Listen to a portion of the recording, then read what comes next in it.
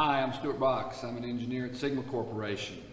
I am going to describe for you today the proper installation of a mechanical joint connection.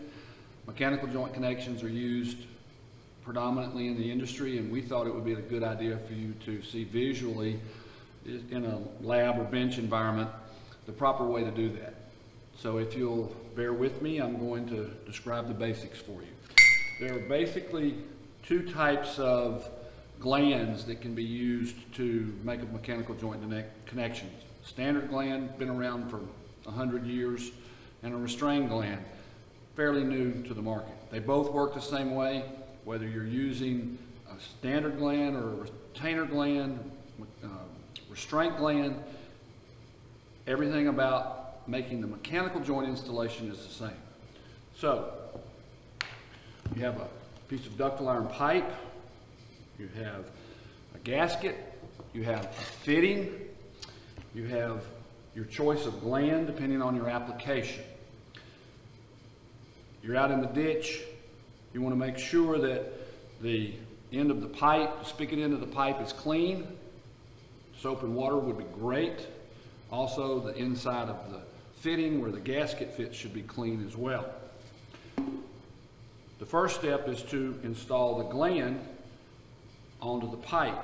And that gland is installed onto the pipe so that the lip on the gland is facing the gasket. Whether it's the standard gland or the restraint gland, it's the same. The lip always faces the gasket. I'm going to use the restraint gland for this demonstration simply because I'm going to do an instructional video on the restraint, and it'll already be installed for you.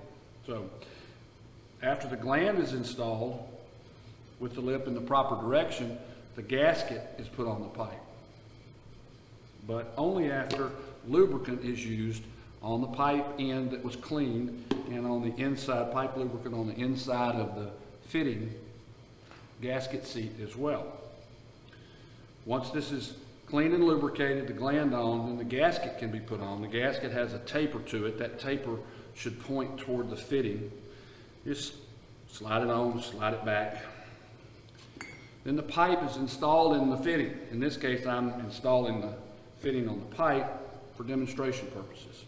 Once the fitting's on the pipe and centered, the gasket is pressed into the cavity, the gasket seat on the fitting. And make sure it's uniformly seated all the way around. I'm going to lay this down now to make it a little easier for me to install.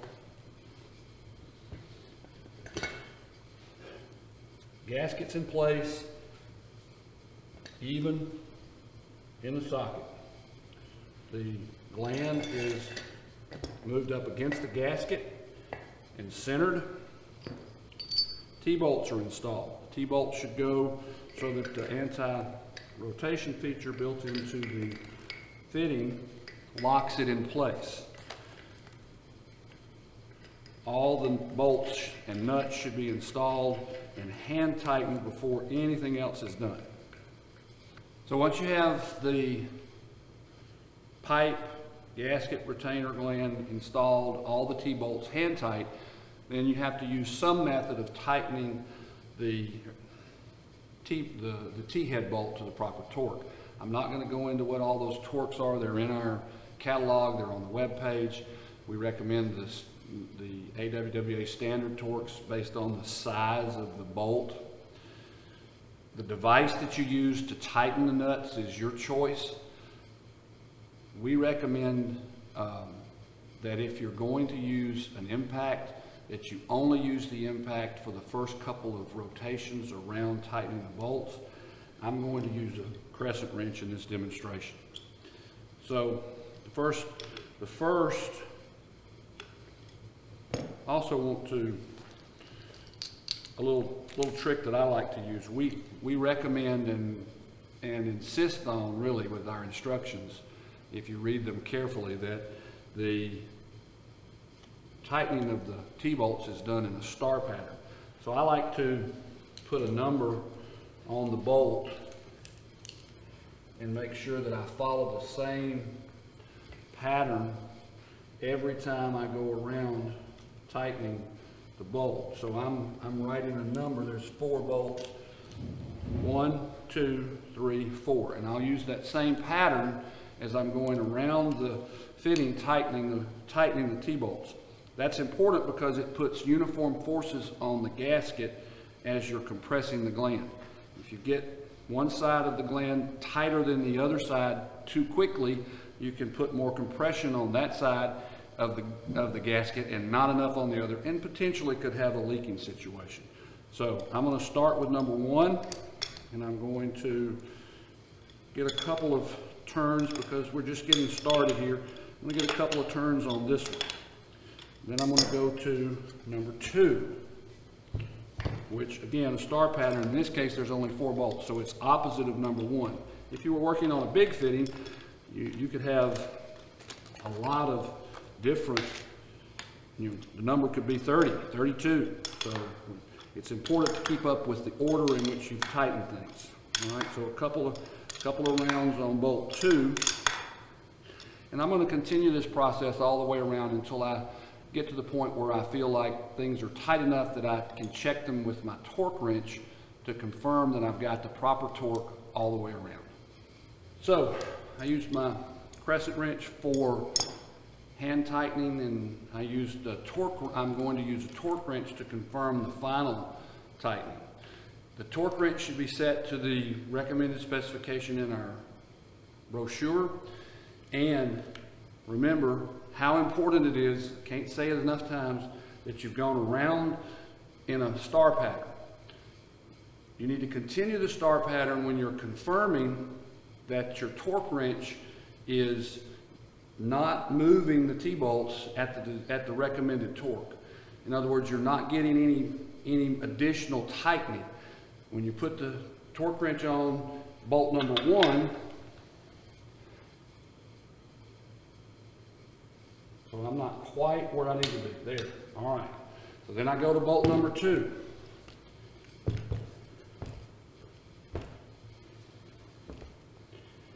And at bolt number 2, I should still be tight. So I'm tight. So at bolt number 3, I should still be tight. Okay, I got another round to go because it's not tight.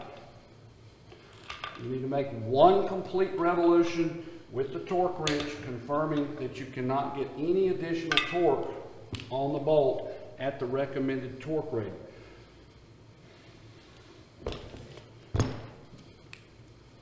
So I'm continuing in the star pattern that I started initially. That one's tight, that's good. This one. All right, I'm getting a little bit more torque on that one. I still haven't completed the process.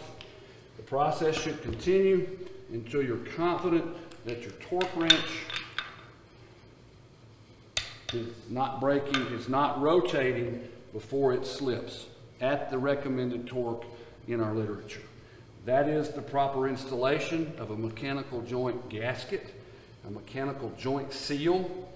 One final check when you're done, make sure that the gland and the fitting face are parallel. If for some reason you over tightened one side first, you will definitely see an angle in this gap. So this is done properly. Thank you, and many happy mechanical joint installations in your future.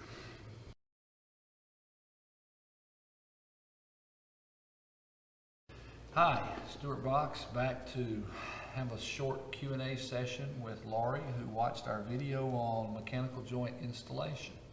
So Laurie, did I confuse you on anything, or was there anything that didn't make sense, or any questions you'd like to ask based on you having reviewed the video?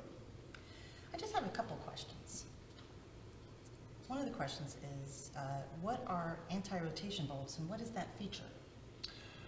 When you install T-bolts in the field, if you put the T-bolt in from the wrong side, it will spin, and you'll have to use an extra tool in the ditch to keep it from turning. You have to use a wrench and a wrench. So anti-rotation features have been added to fittings for quite some time so that you only have to use a wrench on the nut and not a wrench on the T-bolt head. When you're tightening the bolts, how can you tell if the bolts are tight enough, and can you over-tighten them? The way we like for people to tell if the T-bolts are tight enough is to use a torque wrench. Everything should be hand tightened first, and then the final tightening should always be done with a torque wrench. Some people think that they can get away with not using a torque wrench to confirm the bolt torque, and when they don't, sometimes they get a leak. So we always recommend that a torque wrench be used to confirm the torque on the bolt. The torque on the bolt is different based on the diameter of the bolt. And rather than try to tell you all that from memory, I would recommend that everybody go to the webpage and look at what the recommendations are. They're in the product brochure. What is the webpage? www.sigmaco.com, click on products, look for fittings, and you can find everything you need. Thanks. You're welcome.